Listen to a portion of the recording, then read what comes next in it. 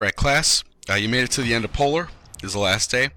Again, I'm skipping the warm-up because you guys can look at the previous videos. I believe this is the first video in the lesson 12.1, and this was yesterday's video. So we're going to go down, and it's basically what we did yesterday with de Moivre's theorem, but we're raising it to a 1 over n power, which means we're rooting it. Okay, so de Moivre's theorem actually works here. It's the same thing. You raise the r to the power, and you multiply the angle. The difference is that when you take the square root of something, you get 2 answers. When you take the cube root, you get 3 answers. So we have to get the other answers in the complex polar plane. So first thing you need to do is you need to get these numbers into polar form. So we need to convert to polar.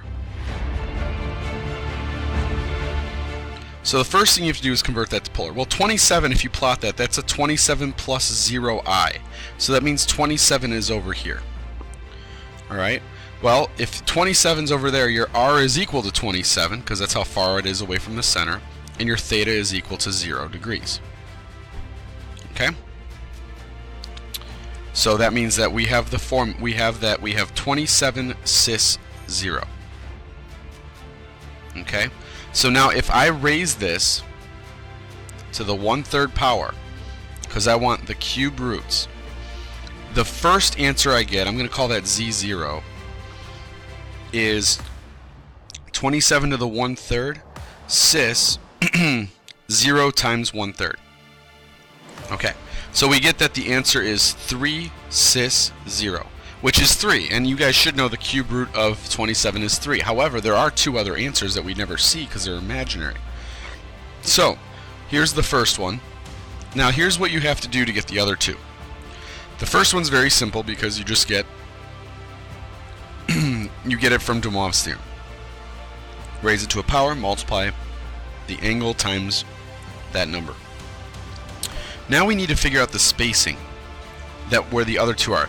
All 3 complex roots are spaced equally apart around the circle. So to find the spacing, I call it the spacing, or the interval, whatever you want to call it, you just take 360 or 2 pi and divide it by the n value that we're dealing with. So n in this case, we're rooting it, or we're cube rooting it, so we're dividing it by 3. So that means that there's 120 degrees between all these answers. So since this answer is at 0 degrees, the next answer is 3 cis 0 plus 120, which is 120. Then we go another 120 away from that, and we get 240.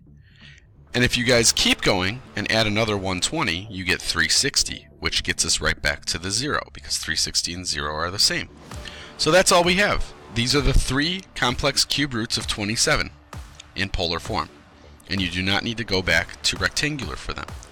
So you basically do de Moivre's theorem to find the first one.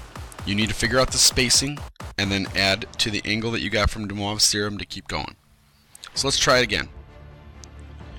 Find the complex fourth roots of 81i. 81i. So to graph, so that's like 0 plus 81i. To graph that in complex mode, remember, this is your real, this is your imaginary. So that's basically saying a positive 81 here. That's where it is. So in polar form, that's an r of 81, and it's an angle at 90 degrees. So we have 81 cis 90 degrees. And what we're doing to that is we're raising that to the 1/4 power. So our first root is 81 to the 1/4 cis 90 degrees times 1/4. Because remember, de Moivre's theorem is you raise to a power and you multiply the angle. Okay? So we get that our first root is 3 cis 22.5 degrees.